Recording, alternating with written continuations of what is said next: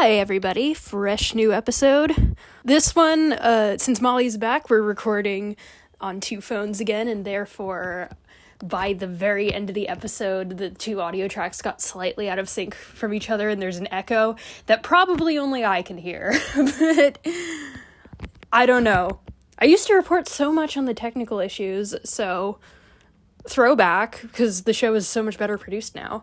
Anyway, The Monkees may be a children's show from the 60s, but the Monkeepod is not a children's show from 2025. We may say some curses and swears. Enjoy the episode! Hello, and welcome back to the Monkeepod, a Monkees recap podcast. I'm Sommer. I'm Lisa. And I'm Molly. Yay, Molly is back! I'm back. Molly returned to us from the void known as study abroad. Yes. The faraway land of España. Yeah. So we may your worldly experiences will help you to better contextualize the Monkees now. Certainly, from a European perspective. Yeah. And today we have Monkees in the Ring. Certainly an episode that the first time I ever watched it, I love when you can just tell from the title the excuse they're going to use to get Davy naked, which they sure do. And the historical background for the premise this week is the career and vague connection to the Beatles and tendency to rhyme when he talked of one Muhammad Ali, the greatest. And we have his book right here, coincidentally, because it just happened to be on our shelf when I was setting up. And you can see it says right there, The Greatest by Muhammad Ali. So let's learn a little bit about who this man was and why is he appearing in our pop rock television program. Muhammad Ali, who was known originally as Cassius Clay because that was the name he was born with. Muhammad Ali was the name he chose after joining the Nation of Islam. He was an American professional boxer and activist whose nickname was The Greatest, which we do see referenced in this episode. He was also known widely as being a political activist. That was kind of his secondary thing, which kind of cemented him in the 1960s counterculture. He was very into civil rights and anti-Vietnam stuff. His titles were stripped from him for evading the draft. Yes. I didn't know that. Yeah. That's very cool, actually. He was big until he died. He was extremely famous. Didn't he die recently? He died probably in the 2000s somewhere. Mm-hmm. Not, So he lived to an old age. Yeah. He was. It wasn't a terribly old age, and he did have like dementia from being hit in the head too many times. Yeah, CTE. He had like Parkinson's too, or he had symptoms of like similar to Parkinson's. So I think it was related to him being a boxer. So Muhammad Ali rhymed a lot, apparently. Yes. It was part of like his like trash talk the style was that he would like rhyme at people. But so intimidating. Yeah. Float like a butterfly, sting like a bee. Yeah. But also he kind of like freestyle rapped a lot. He was one of the first he was identified as a pioneer in hip hop for doing that. He has 2 albums of spoken word poetry out as well. I Am the Greatest! 1963, and The Adventures of Ali and His Gang versus Mr. Tooth Decay 1976. Catchy title. I don't know. Both albums are Grammy nominated. Okay. I don't know who Mr. Tooth Decay is. His daughter is a boxer too. Oh right, yeah. He's he's an important guy. But prior to this little research I did, the most I knew about him was this time that he hung out with the Beatles. Of course. So I've since learned they were not actually friends. They just kind of matched them up for this photo op. So you can see here they're holding up little cards of his stats, and John really wants that cookie. And then here is after he has defeated them, and they're begging for mercy. He called them sissies because he was like, "Who are these sissies who you're making me pose with?" But while in the room taking those photos, he said, when Sonny Liston, his famous opponent, when Liston reads about the Beatles visiting me, he'll get so mad, I'll knock him out in 3. So apparently he did just kind of say these trash talk rhymes at random. As far as I know, it was not every sentence he spoke, as we see in this episode, but he did genuinely do that. So that is an answer to my major question about this episode. So that's where that comes from. So that is where that comes from. Now let's get into the episode. Okay. So the director for this one is James Frawley, Fraw Dog, our guy. Writers are Gerald and Dee. This one was broadcast number 20th on January 30th, 1967, and it was 23rd in production, filmed December 6th to 8th, so kind of around this time of year. Around this time of year. Yeah. And the funny thing about this one that I found out was this aired 3 days after the famous incident where being confronted by the music supervisor, Don Kirshner, in the show, the Monkees had an argument with him over the fact that they were not allowed to perform the backup on their own records. And Mike famously punched a hole in the wall and then said to him, "That could have been your face, motherfucker," and stormed out. Okay. That this incident is recreated faithfully in the terrible 2000 made-for-TV biopic Daydream Believers, except they cut the word motherfucker, which is unfortunate. Yeah, so Mike was feeling in a boxing mood after watching this beautiful episode, I guess. and he tried to use his skills. Peter and Davy with some serious bowl cuts, blowing gracefully in the wind. Davy's hair in these episodes specifically is some of the most untamed that I've seen it. It was very it looked like a bob almost. It was I have very styled. A lot of notes about this. It really looks like a Party City Velma wig. Yes. Like there's too much of it, not even too long. Just it's so like the back is long in a way, and then the sides are long. Yeah, it's like it's shaped like it's shaped not even like womanly hair. It is very like in that old-timey like a medieval page type of way. Yes, but like where the edge is very, very clean. It's just it looks ugly is the thing. We're all not good saying. It looks very bad. It is not his best look. I'm sorry, Davy. Yeah, and he's in it for this little stretch of episodes. In this scene, Peter is wearing a V-neck over a turtleneck, both of which have 3/4 length sleeves, which is high fashion. And Davy says to Peter, "You're leaving a trail of bloody pistachio nuts all across the city," because he's littering on the ground. Yes, it's nuts. They will compost. It's his right to do that. But then Peter goes to pick them up after Davy scolded him. And he bumps into a random man who gets mad at him. So I just noted here that Peter is wearing mismatched socks. And he wears them for the remainder of the episode. He's in the same mismatched socks. In most episodes, if you look closely, Peter likes to wear mismatched socks. I don't know why. Maybe it's because he was bending over and picking up the things, and I could see. I was looking at his ankles. That's his trademark. So this man is mad at Peter, and Davy says to him, "He didn't mean any harm. He was just picking up the nuts," as you do. This is where I have my notes about Davy's hair. I said that he looks like a 5-year-old girl. He does. It makes him look feminine. It does not make more than usual. It's a weird look in this one when he has his shirt off a lot and this hair. Yeah. Well, just like, look, young girls, look how attractive this man is in this Party City wig. Yeah. The thing is, that's his real hair. So how did they get it so wig-like? I don't know. It's very wiggy. Yeah. And that comes up in a later episode. Something. Right, I know what you're talking about. Davy lightly taps this man who's angrily confronting them, and he's dramatically knocked over. Right. Because they are stupid, Davy and Peter conclude that this happened because Davy has super strength. Right. A different random man who was lurking in the shadows, like Mr. Slugworth, approaches Davy and says, "You're a good boy, I like a good boy." And Davy says, "Thank you very much. Can I have a cookie?" He asked for a cookie. Okay. I figured out by the end of this episode that good boy must be some sort of boxing term. Well, no? The natural deduction. I don't know. I don't know if it's a boxing term or if it's just, I don't know. Davy is a good boy, but it's creepy for an old man to point that out. Well, he calls somebody else a good boy later on in the gym, so it's not. Anyway, Peter gives him a nut instead of a cookie. Oh, thank you, Peter. That's so kind. Slugworth, as I will continue to call him, is some kind of boxing recruiter, and he says that he will make Davy the next featherweight champion of the world. Okay. Yes, featherweight champion, which is because he's so little. Well, that's the lowest weight class in boxing.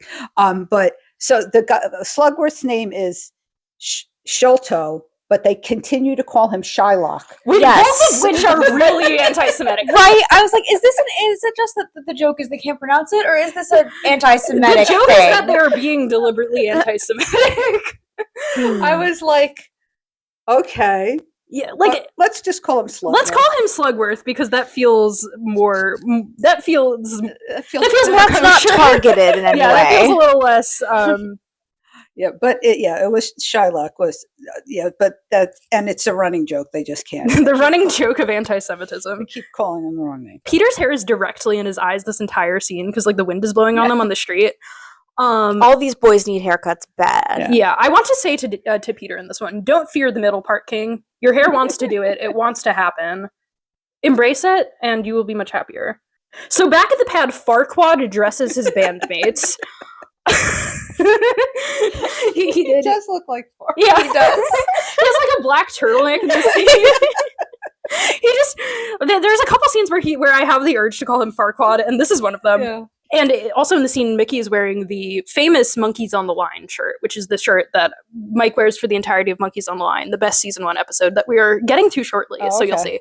But it's a shirt that's burned into my memory for that reason. It's this like blue flower shirt with a white collar, and like all of them wear it over the course of the next couple episodes. So back at the pad, and the boys are upset because Davy's going to go talk to Slugworth to about becoming a boxer. Being a boxer. Micky says boxing is really bad for maraca players. They don't want Davy to get beat on. They don't want his moneymaker to get messed up because they already make so much money with it. And Davy said, "We need the money." Yeah. It's really nice to see that by episode 20, they are still not rich and famous and are willing to pick up any side hustle to pay rent. Yes. It's a good pivot. It's transferable skills. And Davy's like, it's okay, guys. I'm good at fighting. This one time, I beat up a girl. Yeah. That's very honorable, Davy. And the whole time, this whole scene, Davy is looking in a mirror. Like, he's admiring himself in the mirror. In real life, Davy was like, scary ripped and known to beat people up. I'll see if I can find it before the episode. I'll put a picture here, but there's a picture of him like lifting weights where he looks like those pictures of like really jacked kangaroos. like I'm old, so I don't know if the children say swole anymore, but he was very swole, and he was known to give people a Manchester kiss. Okay. He was known to kind of be a rabid fighting chihuahua. Who would actually genuinely beat you up. So this is what my note is. Davy's looking in the mirror for most of the scene. It's probably because his hair is so pretty. Yeah, for sure. Pretty much a bob. It has the shape and sheen of a Party City wig. It is. It's like so perfect. Like the cheap ones where the bang and all of the hair like originates from like one weft on the top. Right. And it's shiny like that. It's like he wanted it to look like that. He wanted to look like he came right out of the bag. To discourage Davy and his beautiful bowl cut from boxing, Micky shadow realms into Davy's Italian grandpa. Italian grandpa, right. I don't know why he was Italian. He's like, don't ruin your beautiful hands. You'll never play violin again. Davy's like, I don't play violin. And then Micky goes in his normal voice, you can learn. And then Mike thought that was hilarious. Mike thought this was a knee slapper. Yeah, no, he way overreacts with how funny he thought the joke was. He literally slaps his knee. He turns to Peter and goes, hey, good one! And Peter looks like he wants to kill him. We have officially reached the point in the show where Mike Nesmith is no longer happy to be cast on a television program and hates his life as a monkey and hates being there and wants to make everyone else hates Peter. And wants to make everyone else's life on set as miserable as possible by being an uncooperative little bad boy. This was because I think at this point he kind of thought of himself as a part of the Fra Raybert squad, which is what I'm calling the directors and producers. He thought he was friends with them in a way that he wasn't. He thought he was like above the other Monkees and kind of had this in with the higher ups in a way that he really never did. But you can kind of see that like he thinks he can get away with more stuff than the rest of them. And he's pushing the limits. He's pushing it. He's a pusher. So Slugworth meets with his dumb sidekick that monkey villains always have. And his name is Vernon. I call him the Oompa Loompa because Slugworth. So I call him the Oompa Loompa. Okay. I said, okay, the Oompa Loompa. I said Vernon didn't need to learn his lines because literally his lines were just repeating. Yeah, pretty much. What the other guy said. Like, literally, that's all he did was repeat it. Yeah. The thing with him is that he's very stupid. And then they reveal later that he's like an ex-boxer. Right. So I think he's supposed to be like a caricature of somebody who has like CTE and it's an ableist caricature of a disabled person. Well, also they at another point it comes up. There's they get another boxer to come over, and the boxer is doing the same thing. He's just standing there with his mouth open, which is what this guy was doing, and he's like just really stupid. And I'm like, oh, I guess this guy's a boxer too. Yeah, that was well because boxers are stupid. Yeah, because they get hit in the head so much naturally, which is just actually true about how boxing works. I don't know that it makes them stupid, but it doesn't really. It's not really good for their brains. No, it's not. I mean, people think that like the O.J. Simpson case is due to CTE. The brain damage. Yeah, the brain damage. Because if you're hit in the head so much, a lot of like ex-football players and stuff are like murder-suicide like perpetrators because it like messes you up really bad. Yeah, so the villain's plan this week is to bet against Davy when I don't really understand sports betting. It took me until it happened to understand what he said. But he's going to put him in, make him look like he's a good fighter. He's going to win 3 fights by knockout. Then he's going to put him up against the champ and he will bet against Davy. And then Davy will get knocked out because he's not really a good boxer. Okay, see, the thing is, that, like, sounds like a movie plot, which makes sense. And the Monkees is kind of, like, too simple and nonsensical for that. So I was like... At first I was like, oh, they're going to... Okay, he's going to bet on Davy, and no one's going to believe Davy, but he's going to get these other guys to take a dive for him, which is what he does. Gets the first 3 guys to take a dive, and so they're building him up as a good boxer, and then they're going to put him against the champ. In general, this is kind of like a good plan, but why did he pick random citizen Davy Jones? Well, he was little. I guess they had to pick someone they knew would not be good. That's true. They were like a short boy who can't fight, but looks like he has the ego to think that to believe a short stupid boy. A short stupid boy. I guess they did find him. Davy comes into Slugworth's office for his meeting, and all the rest of the monkeys like follow in awkwardly because they have separation anxiety, and you cannot separate the set. And Slugworth is like, what do I get out of this? Oh, just a small part of Davy's purse. And Peter says he doesn't carry a purse, he carries a wallet. Like, are you sure? Because with that hair, I'm not sure. I'm not sure. I'm not would fit right into his look. It would go with the fit. During the scene, there's like just a simple shot where the monkeys need to exit the office door, and Mike does this like weird, exaggerated, stupid like taking off into running pose before they do it because he is angry to be there and doesn't want to cooperate. So they go to the gym for Davy to train, and Slugworth and his Oompa Loompa they rig the bag so that it's very easy to hit, so that it flies off. Yeah, so that Davy looks so strong. And in this episode, I feel like the bad guys, whenever they do something bad on purpose, it's like so wink to the camera. The wink to the camera is so aggressive that I'm like, how do the monkeys? I know they're stupid. They're blind to anything that's going on around them, as everybody's blind to them. Yeah. See, they get the power of the Shadow Realm, but they have to sacrifice the power of seeing the obvious winking at the camera. This is exactly why someone is scheming against them every single episode. Yeah. You'd think they'd catch on at a certain point. Do you think they would catch on to not trust everybody? They're too desperate to give into the schemes because they can't pay rent. Yeah. Well, they should learn by now to not trust specifically like an old-ish middle-aged man, conniving men in fedoras, conniving man, and then his large friend. Because like it seems like like those two, you know, if you meet 2 men and one of them is large, you should watch out. Not too bright. Yeah. So then Slugworth says, now let's see how you are against a good boy. So either he has his harem of good boys, or this is a boxing term, which we are unfamiliar with. But then he says, Smasher, come over here. How would you like to go around with the Smasher?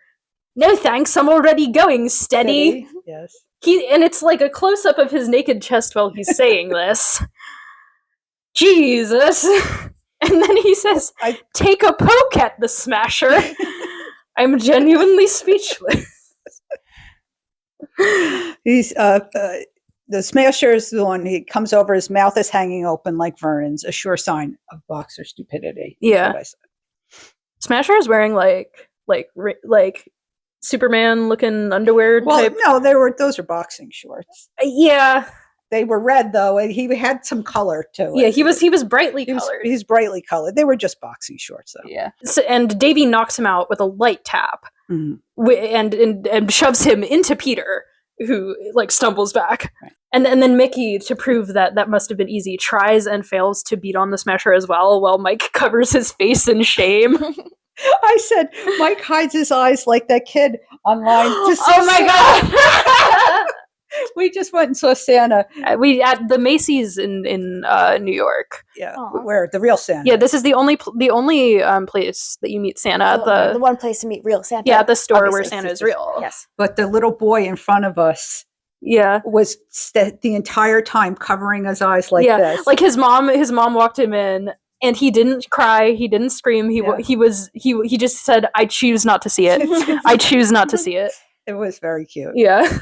And then they all took a picture with their eyes covered. It was very cute. Yeah. And Mike does that here because he too is a petulant child. Yes. So Mike was, oh no, I can't watch this. This is the best line in the episode. Slugworth, you know the thing closest to my heart. The Monkees deadpan. Your lungs. All of them in unison. Like there's like the perfect amount of like space before they say it. It's like a perfect comedic beat. The laugh track ruins it a little bit, which is why I'm like, I can see why the Monkees were like, let's get rid of this laugh track as the show went on, because the comedy can speak for itself. It's true. I would like to see like the way they edit Friends, like without the laugh track, like an episode that's supposed to have one without it. I wonder if the comedy does speak for itself, or if it's just like terrifying silence. I'm sure in some of them it would, but then there's like episodes where like the jokes aren't jokes and they just put laugh tracks on random things to add more jokes, and those would probably be a little different. So Slugworth is like, if Davy doesn't win his first 3 fights by knockout, you can have him back. And he gives him a robe that says Dynamite Davy Jones. And he says, "You're my boy." And then Slugworth knocks Davy out with a tap. And in reaction to this, Micky like swoons and puts his face close to Mike's mouth. Whatever that means. Which could mean nothing. I don't know. You see there they do that little reverse of the joke where for 1 second Davy's not the strong one, and like it's just a one-off. But then they repeat that joke one scene later, which is very confusing. So Farquaad is packing his suitcase for a simple boxing tool, fellas, in the kitchen where Peter plays banjo. That's what's happening in this scene. And Davy is wearing a brown turtleneck with his brown bowl cut, and Mike has a green hat with his green shirt. So they kind of look like little color-coordinated turtles. Aww. And Mike is giving Davy advice for the tour, and he's like, there's always one hotel with lots of gambling and drinking, and a lot of fast women and a lot of loose talk, which is very close to saying the phrase loose women on TV. Which I was like, wait a minute, don't you mean loose women? Yeah, fast women and loose talk. Well, fast women though, that's a synonym. It's not as evocative as loose. No, but it meant the same thing. I know. But anyway, Davy's like, so I find that hotel, and Mike's like, bonk, and knocks him out. Okay. So, I understand the reverse of the joke where bonk, now somebody knocks Davy out. That's a little funny reversal. But when you do it twice in a row as the end scene joke, it kind of starts to feel deliberate and confuses the plot to me. Well, the thing is that they figure out, the other guys figure out Eventually, but at this point, they don't know yet. Okay. The Monkees are seeing Davy's weakness in front of their eyes, and it still takes them a few minutes. Or maybe they just think that, like, Slugworth and Mike are even better boxes than Dynamite Davy Jones. Maybe. Like, they all have varying degrees of super strength randomly. So back in the gym, Slugworth says to Davy, "You're gonna train and fight and train," while the Oompa Loompa creepily massages Davy's shoulders. And then we watch him train and fight and train. Very long fighting and training montage. Did you see the wooden weights? Yes. Okay, but first let's talk about the song to which he trained. A song called Laugh, which Davy sings, which was composed by Mitchell Margot, Philip Margot, Henry Medress, and Jay Siegel, a quartet better known as the Tokens, who had scored a #1 smash in 1961 with The Lion Sleeps Tonight. Oh, yes. Yeah. Love that song. Yeah. So they also... I was like, the Tokens sounds familiar. That would be why. The Lion Sleeps Tonight. Now, Laugh is kind of an obscure Monkees song. I believe this might be one of the only episodes it's in. Early on, when I got into the Monkees on Twitter, I saw this at one point, and I cannot for the life of me find it again, but there was like some piece of writing that this like guy had done about how the Monkees helped with his gay awakening when he was in the 60s. And the two things he said were that on the cover of More of the Monkees, he thought that Peter and Davy must be each other's boyfriends. They must be. They must be, for they are next to each other wearing terrible JCPenney clothes. I was going to say, or they must be posing for a JCPenney ad. Exactly. The thing is, like, none of them are touching each other more than normal, so I have to assume that this guy was just, like, a big jork shipper, and he just saw the vision. But the other thing he cited was the line in Laugh where Davy says, "Laugh when you go to a party, and you can't tell the boys from the girls." Okay. Right? Yeah. Which is an interesting way to phrase that. And then you look at Davy. You look at Davy's thinking about yourself, aren't hair you? in this episode. Like, no, I could see the confusion. Yeah. I did say that it's refreshing that we now have a whole sequence of episodes with songs from more of the Monkees, and I feel really safe to not be Clarksville in the near future. Yeah. Or Stepping Stone, because it started happening. Yeah. As it goes on, they generally start to, like, try and keep the current songs in rotation, but they do bring the hits back occasionally as it goes on, so there are Steppin' Stones. Getting Steppin' Stoned happens as late as season 2. Can be stoned. Yeah, you... well, there's a different kind of stoned. The substance of this music video is quite a bit of naked Davy bouncing for different reasons. I said boxing montage. He's shadow boxing with someone else's shadow. That's not his shadow. Yes, I was at first like, that's his shadow. And I'm like, no, it's not, it's though. Not. It's somebody approximately his height, but it wasn't the same hair. It sort of looked like Micky to me. I was like, this is not his shadow. Maybe it's his body double from the next episode. Yeah, it's probably his body double from the next episode. Yeah. It was a woman. No, I looked this up. It wasn't. It wasn't? We'll get into it. Oh, God, I really thought it was a woman because she was so slight. Right. Davy in this montage, he's shadowboxing, he's jumping rope with some little girls. 2 girls, yeah. Fighting different various opponents. He uses the wooden weights. Yeah, the wooden weights. Which showed up in an earlier episode, and Sommer was questioning them. And I was like, yeah, they're weights. And then I found them in an antique shop. Do they have metal on the inside? Are they heavy? Oh, I didn't pick them up. They were in a case. So we'll never know how they worked. To be fair, Davy is featherweight. He's pretty little. I think wood would be enough for him. And then he lifts the phone like a weight. Yes. Which would also probably be enough for him. He literally looks like the little lad who loves berries and cream. Like, he really is a little lad. Yeah, I was just watching this montage, and this is what I wrote. The hair is so, like, I'm used to looking at 60s fashion, the ugliest decade for fashion, probably objectively, and literally being like Austin Powers, like being Austin Powers, being like, groovy, baby. Do I make you horny, baby? But, okay. I'm attracted to some weird, gross 60s fashions. I do not understand what cultural forces could have made this man choose to have this haircut. Look, I will always be a Davy Jones diehard girl, but I think if I was introduced to him with this look, it would be a different story. I'm just too far gone. Right. like, this hair is so bad that it transcends, because through all the hair that Mike goes through in this show, which is bad, he has some bad ones, but I'm like blind to it, and I'm like, yeah, he looks good. He still looks good. Maybe it's because he has the hat on covering it when it's really bad. It does save him, yeah. But this episode is his hair's gonna be like this for like the rest of season 1, but we just like every time he appears, it's at the forefront of your mind. So after he's all trained and has defeated some, he did skip rope twice. He did a double jump. He did a double Dutch at recess. He did a double jump. Oh, when he was skipping rope and double go under. It's the Broadway training to jump so high. Yes. His little, which is a good jump.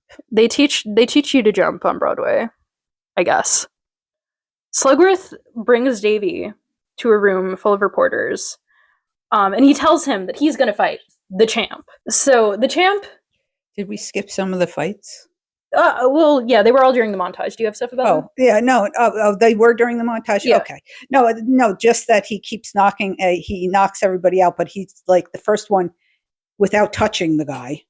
The second one, like he just, the third one was during shaking hands, while they were shaking hands. So they were just diving. Yeah.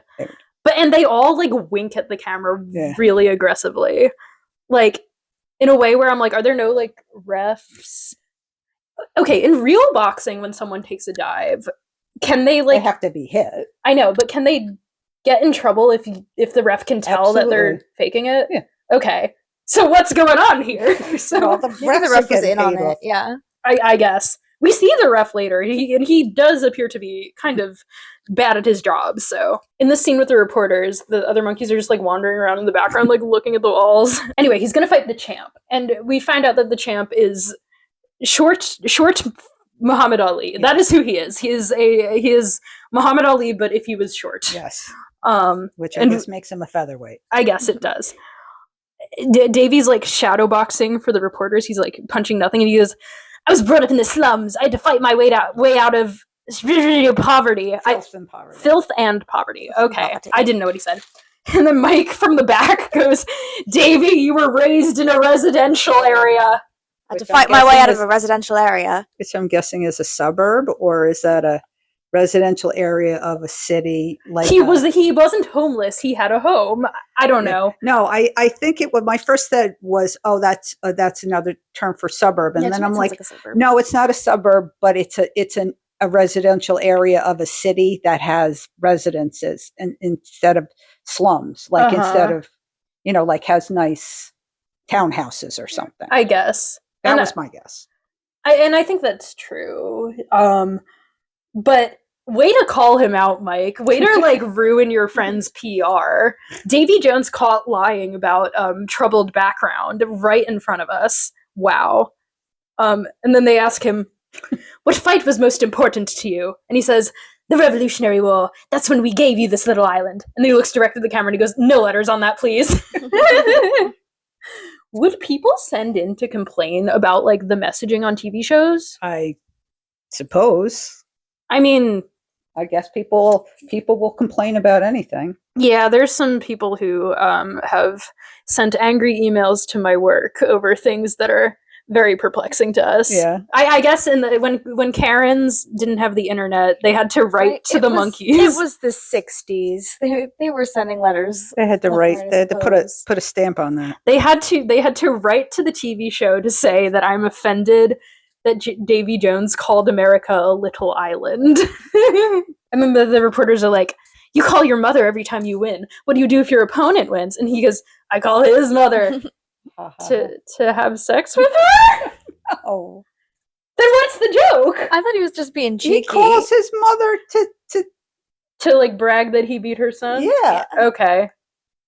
No. He calls he calls his own mother when he wins. When the other guy wins, he calls the other guy's mother.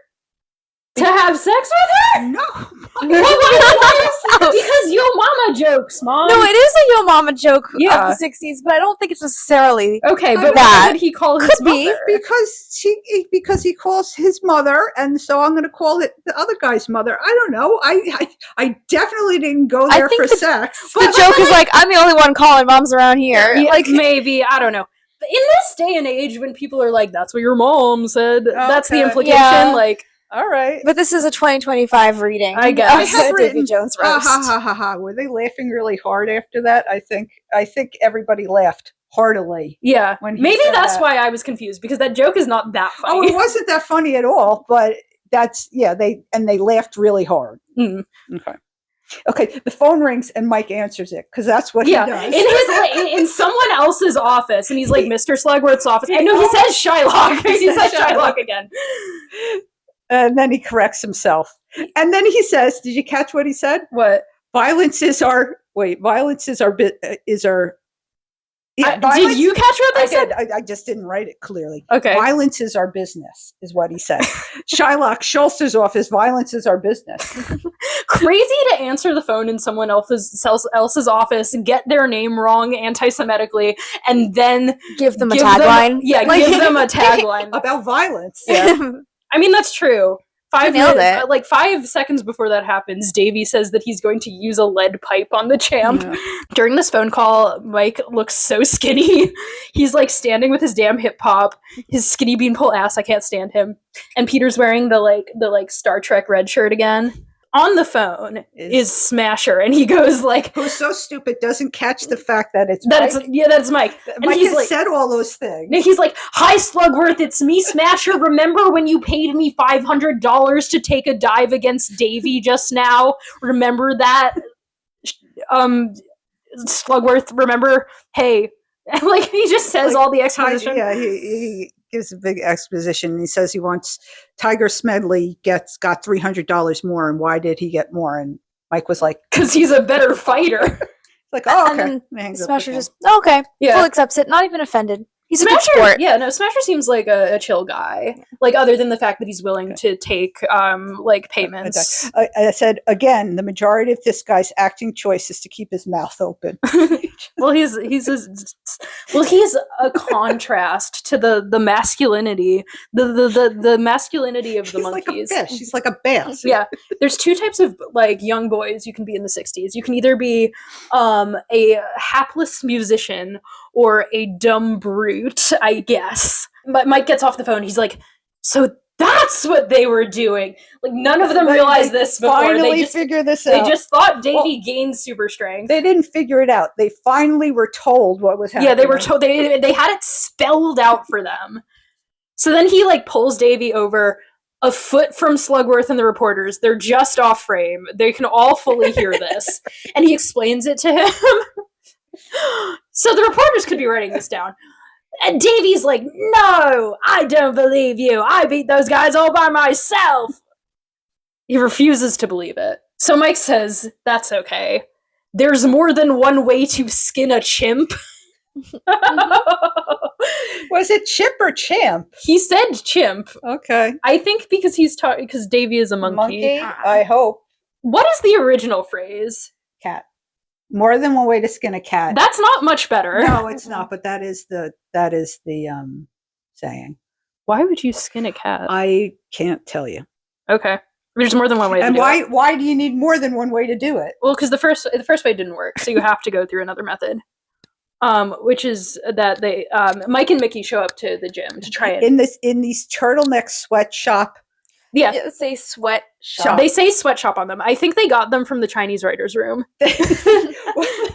Yeah. Earlier, when they were in the gym, the other guys had a sweatshirt and it said sweatshop on the back. Yeah. So it's like the name of the gym, I'm guessing, or the name. Yeah, I think it's the name. That's cute. That's too cute. That's like what gym. But they were wearing. It was turtleneck sweaters. They weren't in sweatshirts. No. There was like a turtleneck sweater with sweatshop. They also had, both of them were wearing like different gray pants. Like, I think they wanted to have them have sweatpants, but sweatpants were hard to obtain in the 60s, so they didn't. And they just had them in gray. I was going to say, sweatshop as a name for a gym sounds like a fun startup from like New York, like Barry's Boot Camp. Yeah. The sweatshop. Yeah, like it's a high subscription gym membership. But in the 60s, it was just where the tough guys trained because the champ is there. And to get up to him in the ring, Mike and Micky fail to thread their skinny limbs through the ropes of the boxing. They can't get through the rope. It was very similar to trying to get out of phone booth or something. They just get tangled in all surfaces. Yeah. And they're like, "Are you the champ?" And he says, "I work and train the whole day through, so buddy, I'm not number 2. The champ was played by D'Urville Martin, who went on to a successful blaxploitation career in the 70s before his untimely death at 45 in 1984. Oh, yikes. Yeah. But, hey, he was in movies before that. Yeah. I haven't seen any actual blaxploitation movies from the 70s, but one of my favorite movies is Black Dynamite, which is a blaxploitation like parody / homage from like the 2010s, which is very good. So that's my recommendation, is watch Black Dynamite. Their plan is to try and like intimidate the champ out of fighting Davy. It doesn't work. They're like, "Oh, you should see what Davy did to the last guy," and then Peter comes in. Yeah, but first Mike mimes unsticking his nose from the side of his head and putting it back on his face. So Peter comes up with a bunch of fake injuries. He looks very happy. He's like, la la la la. And then the champ goes to him and goes, "Tell me true and don't make no bones. How was your fight with Davy Jones?" Look, as we discussed previously, Muhammad Ali did not rhyme every sentence that came out of his mouth. It was kind of like his disses were rhyming. It wasn't everything he ever said. Yeah. Actually, the second thing this guy says, though, I go back, and he doesn't rhyme. His second sentence. Oh, yeah, I think I picked that His up second too. statement doesn't rhyme, but everything else does. And I was like, oh, okay, we're rhyming. I get it. Yeah. They were inconsistent with it. Maybe they cut off the second half of that line where he didn't rhyme. In this scene, Mike rolls his eyes really hard. Rolls his eyes after he has to explain to Peter. Yeah, he like the joke, and that was written in the script. But I feel like he was really annoyed at Peter for something that was not Peter's actual fault. So Mike is being a little bitch in these episodes. He seems hard to work with. He's coming across as hard to work with in the finished cut of a TV show from 60 years ago. So I cannot imagine how he was actually on set. Peter, when he's talking to the champ, he does like a little tough guy boxer voice momentarily, and I thought that was cute. Using the Shadow Realm powers as the champ is talking to Peter, they put a fake injury on the champ. They were wrapping his hand. Oh. They were wrapping his hand, because you wrap boxers' hands before you put them in the gloves. You wrap them in like band. But they like stick them to each other. He wrapped them together. That's what happened. But they were showing him wrap his one hand, and then the hands go out of the frame, and then he comes up and he's wrapped his two hands together. See, I thought they put a Shadow Realm injury on him because he says, "Holy gee, what did you guys do to me?" Yeah, no, he wrapped his hand. He was just wrapping his hand. Yeah. Because he was like, "What are you doing here? Who are you? What are you doing here?" And they're like, "Oh, we were sent by the commission to come, like, this is just trainer bullshit, whatever." And they're like, "Go home. You don't need to train anymore." As if that would stop him from beating on Davy if he had one less day of training. But like Micky, when he sees his hands wrapped, he's like, "Oh, you'll never play the guitar again." And he shouldn't have made that joke, because then the champ immediately goes, "Oh, I get it. You're Davy Jones' musician friends." And then he gets so mad that he stops rhyming and just like screams at them to get out. I said he makes this joke which triggers him to lose his face blindness, and he's like, "Oh, okay." He loses his face blindness and his rhyming powers. And his rhyming abilities. I kind of wish that he yelled at them in rhymes. Yeah, it would have been better. It would have been funnier. That would kind of be more on brand. Yeah. As they're leaving, he screams, "I am the greatest," in case you didn't understand that he was Muhammad Ali. In case you had just to stick that reference back in. Yeah. This is like if there was a TV character today who was based on like Travis Kelce. I'm just trying to think of like the most well-known athlete right now. And they like made like at the end of a random scene, he went, "By the way, I'm engaged to Taylor Swift." Like, yeah, we get it. Yeah, I know. I know who this is a parody of. But, unfortunately, the Oompa Loompa has overheard everything that just occurred in this scene, which we know because he like points to his ear to indicate that he overheard everything. The fact that he was lurking in the back wasn't enough. Yeah. So cut back to Slugworth's office. Davy's in his pale blue boxing outfit, sitting on a table, looking like a kid at the doctor's, and he's just going left, right, left, right, left, right to nobody. Like a kid at the doctor. Oompa Loompa hands a glass of water to Slugworth and says, "There's sleeping pills in this water, boss." Again, 3 feet from Davy and the reporters. And Slugworth is like, okay, your job now is going to be keep the other monkeys out of sight till after the fight. Right. And he's supposed to give Davy this so that he definitely cannot beat the champ under any circumstances. Because he's got 10 G's on the fight for Davy to lose.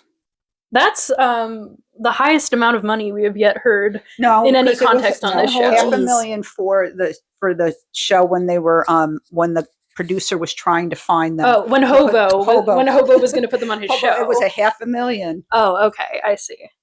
Otherwise, yes, 10 G's and $100. The everything else costs units $100. Of measurement. Davy says to the reporters, "When I'm nervous, I just think of the words of that old Yugoslavian philosopher." And then he goes, "Habariba Sakin Hogo Soba Seeger," which is very similar to, but not how the intro to No Time by the Monkees, a song that would not be released for a year, goes. So I don't. Was the inspo. Maybe that's his. That was his standard. Like gibberish. I'm going to speak gibberish now. Maybe it is. No Time is a Micky song. Maybe it was like an in-joke between them. I don't know. There's a couple things like that where they have like recurring references to stuff in their songs, or like recurring ways that they say gibberish or something that don't quite make sense, but then it's just an in-joke by itself. Which is cute, because normally their songs are not relevant to the show at all. Yeah. It's like little Easter eggs here. It's like when they say Frodus, and you're like, oh, Frodus. Slugworth tries to give Davy the sleeping pill water, and he won't take it despite Slugworth's creepy insistence. He's like, water's good for you! Drink the water! And at first I was like, okay, Davy, why don't you want water? He's like, I'm not thirsty. But like, he starts creepily insisting, and I would not drink that water either. Luckily, the champ comes in, says hi to Davy, and then snatches the water out of Slugworth's hand and drinks it immediately. Masterful television writing. Who saw it coming? It's so natural. That's exactly what everyone would do in that scenario. Someone would naturally walk in, snatch the first glass of water they see in someone else's hand, and chug the whole thing. Yeah, and especially when everyone is like, no, don't drink that water. Well, it was delicious. He needed it. Yes. So Oompa Loompa, it turns out his plan to keep the other monkeys occupied, his plan is gun. So he comes to their house with gun. Okay, I just noticed that Mike and Micky are wearing the same shirt in different colors. Like one's in green and one's blue, and then they keep showing up. Like they like the costume department bought like 6 of that shirt. Yeah, probably. And so the Oompa Loompa, he puts the fight on TV for them to all watch while they're kidnapped. Luckily, and they have handcuffs on. Yeah, they're at the fight, the announcer is like announcing them, and he says that Davy is 120 pounds and the champ is 122 pounds. They never give the champ a name; they just call him the champ the whole time. He also says, well, they don't call him the greatest, but he says, "I am the greatest." Right. Is Muhammad Ali just short in this universe, and that's just literally Muhammad Ali? It's Muhammad Ali if he was a featherweight. Muhammad Ali's not a featherweight. All the other people Davy fought, were not featherweights. You should have known. Well, that's what makes him such an impressive boxer that everyone wants to bet 10 G's on, is that he can take down men twice his size. I don't know that the champ was 122 pounds. I mean, he was short. No, he was short, but he wasn't little. Yeah, he wasn't just little. Yeah, he could have beat Davy up, certainly. He had more than 2 pounds on Davy, certainly. So while they're watching the fight kidnapped, they make Oompa Loompa change the settings on the TV. Yeah. They correct him on, they're like, the fine tuning. What is that? Okay, there was knobs on the TVs, right? The TV has the antennas on it. What you're watching is what comes through the airwaves. Remember from Willy Wonka, Mike TV, how as he goes through the air. That's how TV was projected. It wasn't. Willy Wonka is very relevant to this episode. It wasn't coming through cable. It wasn't coming over the internet. It was coming through the air. and you're picking it up and it's being displayed on your TV. And so the TV itself was doing the displaying. So there was it, the fine tuning was, I'm not exactly sure, like to get the picture, like probably color correctly tuned, but he says horizontal is to keep it from rolling because the picture would roll up and down. And he says the contrast is the amount of light and dark. Yeah, he says what sounded like horizontal hold. Horizontal hold, yeah, because the picture would roll. So the horizontal hold, you get it to stop rolling. Oh, hold, not hole. Yeah, hold. Okay. It's interesting that technology is completely different now, pretty much. There's a lot of different technologies that have been like subtly replaced by computers. Just completely, completely replaced. Like, there's a lot, all of our technology, like everything has been replaced by computers now. Basically, there's nothing doing any old technology. Yeah. That like at work, when we get the movies in, we have some movies on film at my theater, so we do still get film reels sometimes. But normally what we get is a PCB. I actually got the acronym wrong. It's called a DCP, which stands for Digital Cinema Package, which is just like, I'm making the size of it with my hand. It's just the like hard drive with the movie on it. Right. And as far as I know, this is my conspiracy theory about Wicked Part 1, is that I believe that studios can remotely change the content of movies from PCBs when they're already in theaters. Because I swear to God, the color grade of Wicked changed like the first week it was up. Became worse? Became better. They fixed it after the internet complained too much. I swear the first time I watched it, it was more gray and ugly than the second time. And I think they remotely went in and fixed it. Anyone who knows about movies, you can correct me if I'm wrong, but that's interesting. Yeah, my theory and my understanding. So in this scene, there's like they have like the crowd at the boxing match, and there's an extra right behind the announcer who's like a boy with long hair and a cigarette. That's probably just their friend. That's probably the Monkees' friend. In the credits on IMDb, they had a bunch of like uncredited bystander, and it was all their friends. So the ref says, in the event of a knockdown, each man must go to a neutral corner. I don't know what that means about boxing. That's just normal. They have to go to they have to go to their own corner. Okay. They have to go to a corner. Usually there's a chair in their corner. But a neutral corner means you can't go to the same corner. Oh, okay. And Micky says, "Man, I wish he'd go to the corner of Crescent Heights and Sunset." And then Peter's like, "Yeah, then he'd be safe." that weird thing to just say, Micky. Weird thing to just say. But I love that they care for Davy's safety and him not getting beat on.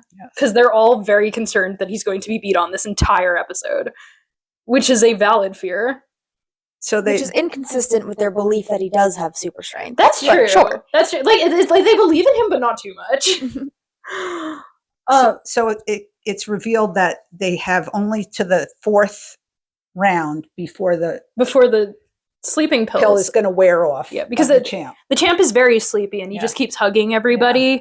And the announcer is like describing the fight as more exciting than it's happening. He's describing the fight. TV announcer. But he's like describing. Yeah, I thought it was on radio because he's like, I wish you could see this. He's on the radio announcing. The concept of listening to sports on the radio. Which was something that was baseball. People listened to baseball on the radio for years and years and years. That was huge. People listened to the baseball game. And like, watching a baseball game is so boring. Could you imagine listening? He hit the ball and now he's running. I wish you could see this, folks. Yeah. There's a lot of things about like early radio entertainment that like I just don't understand anymore. Like I cannot imagine any child of modern day attention span sitting in front of a radio for half an hour to listen to Little Orphan Annie's adventures. Like what would that show even be? Like every year when you watch A Christmas Story and he's like so excited for Little Orphan Annie's adventures, I'm like, okay, this is like a different cultural product than Annie from Annie. Yes. You know, because Annie from Annie doesn't necessarily go on adventures. She didn't really have a secret code. She didn't really have interactions with But like radio plays were like serialized radio dramas that would go week to week, and then I guess that people would listen to sports. Yeah, but like radio plays and like shows like Little Orphan Annie, like that was written for radio. Yeah, for the medium to be interesting. Sports is not. Yeah, no, sports were not made to be heard. No, they're not. I guess you must have had to be like a really talented like announcer too. Yeah, I mean, I think that was probably a much more it's a dying type of performer. Yes, you had to be a performer.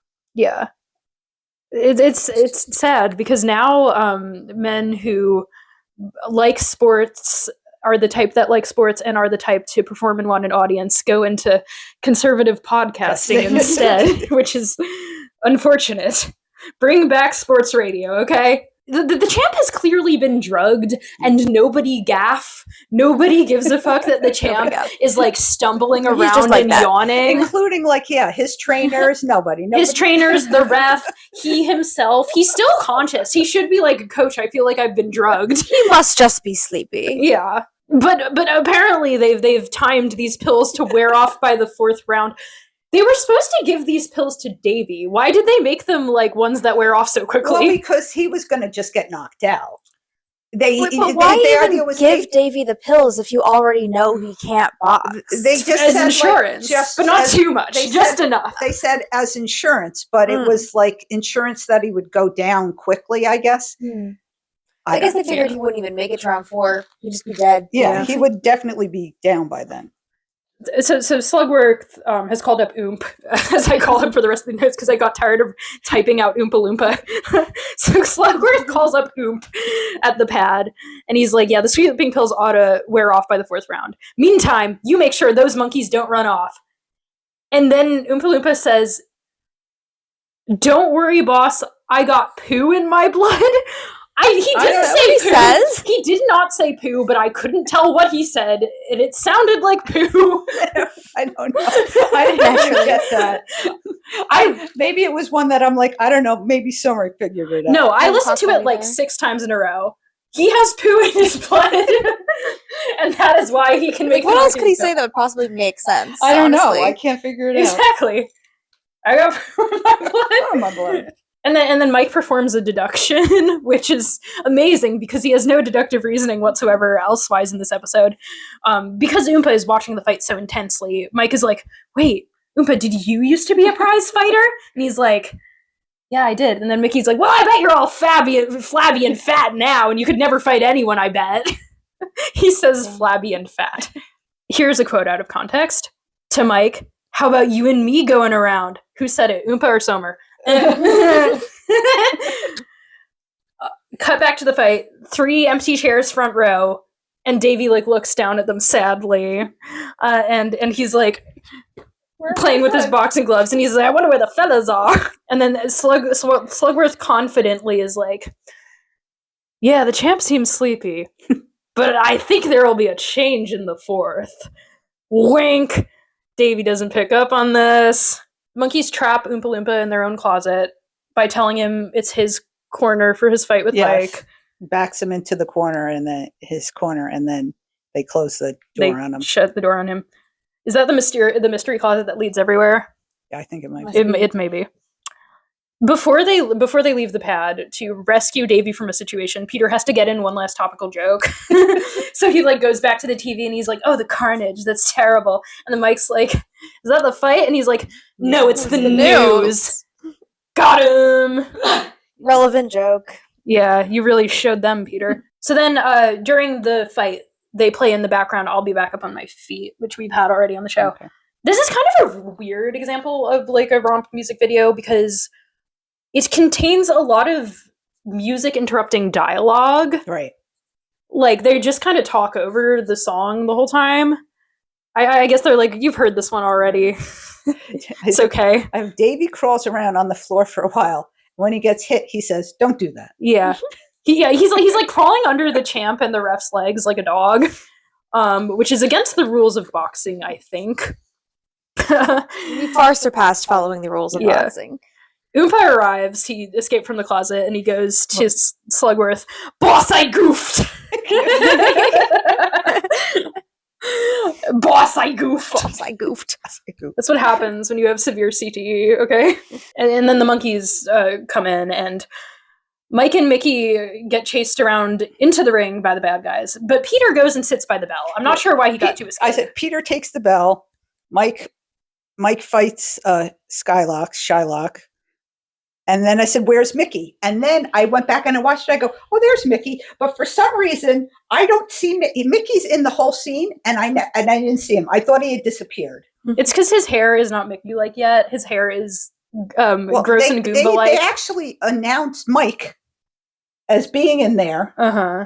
And they didn't announce Micky. And he was kind of like, they weren't, I guess they did show him, but I don't know. I had to go back and look. I go, oh, wait, he's there. Well, I thought he wasn't there. Here's my theory for this. The romp sequences are largely improvised. And with the way that Mike was being a annoying, monopolizing pedant on set, perhaps he had so many good bits that they just had to film that they didn't have time to get to Micky. They just showed Micky up on the ropes a couple of times, but with Mike, he was ducking left and right, and the guy was punching past him. Yeah. What is Peter's job at the bell? He's ringing, that starts and ends the rounds. Okay. So he's there to start and stop the action. Okay. That's why he's sitting at the Although bell. the action at no point stops. No, it just keeps happening. Stop. It sits. They stop. And then what they were showing, they do this in all their romp videos, is they'll show something and then they go back and it hasn't happened. Yeah. Like they put the scenes in out of zero sequence. continuity. No, yeah. The scenes are all out of sequence. But then they go, so he rings the bell, and when the bell rings, you go and you sit in your corner. So they rings the bell, and Davy sits on Mike. Yeah, they're doing like musical chairs. Yeah. This shot of Vernon Davy sits on Micky. The shot of Davy sitting on Mike has like a boing sound effect when he sits down, and I'm like, what do you mean by that? What do you mean by that? Strange choice of sound. Yeah. Vernon sits on Micky, and the bell rings again, and Davy sits on Mike. So Micky sits on Vernon. Yeah. That was it. There's a random shot in there of the champ screaming, "I am the greatest" again. In case you forgot, there's a shot of Mike like very unbothered dodging Slugworth punches. Yeah. Like he's just Davy genuinely successfully knocks out the ref. Right. And then he turns around and he looks like he's about to swing, and then they cut, and then they never go back to the rest of that. It wasn't important. Mike gently boops Slugworth on the nose, and he goes down. Yeah. Because as it was previously established, Mike also has a random degree of super strength. So Mike had the real super strength all along. Yeah. The power scaling, it goes, Mike is more powerful than Slugworth, who is more powerful than Davy, who is more powerful than all those other fighters. Micky takes out the minion. Yeah, so they've all they're all down. They have all defeated the bad guys, and the bad guys get arrested by the police. That happens at the end of every episode. Yeah. They're like, the criminal justice system will take care of you. So swift. Yeah. Also, in this stretch of episodes, there's a weird thing where we have to have like a heartwarming moral or like a heartwarming, like everything's okay little speech at the end. Mike, half the time it's Mike like being parental, and he goes to Davy, you may not actually be a good boxer, but you are gentle and kind and sincere. You're a good friend and a great musician and a great man. In case we were like worried that Davy's self-esteem really took a hit from this and he no longer like thought that he was good. It's important to remind the kids at home that being a great man and a good friend matters more than it matters much more than being a good boxer. Mm-hmm. Although Davy is not really any of those things, because he like in this episode he has been demonstrated to be egotistical, violent, like uncaring about criminal acts, etc. He's pretty of face, and that means he is pretty of heart. Okay, now I got again. They're not all in the same shot. Then after this, that Peter declares the Monkees the new champ. Mike is not in the shot. Rest of the shots, Mike is there, but no Peter. They like switch out. Maybe they couldn't stand being in the room together. They film separately. Next to each other. Who was fighting with who? And then Peter, as the announcer, goes, ladies and gentlemen, our national anthem. And then the rest of them salute, and Davy knocks himself out with a glove. 1, Davy, you're British. Yes. You do not need to salute our national anthem. 2, the fight is over. Why are they singing the national anthem now? I don't know. We needed a button. We needed a button for the episode. This is the best we can do. Fight is over. So's the episode. Monkey out. Unless you guys have anything else. Monkey out. No, monkey out. So are we. And yeah. We hope you enjoyed that episode of the Monkeepod. You can follow us on Instagram and the website formerly known as Twitter at Monkeepod. Happy holidays, everyone. For our song this week, I will be performing some spoken word poetry in honor of Muhammad Ali, by which I mean Nikki. Is this the thanks that I get for putting you bitches on? Is it my fault that all of you bitches gone? Should've sent a thank you note, you little hoe. Now I'ma wrap your coffin with a bow. Nikki, she just mad cause you took the spot. Word the bitch mad cause I took the spot? Well, bitch, if you ain't shitting, then get off the pot. Got some out in Brooklyn that'll off your top.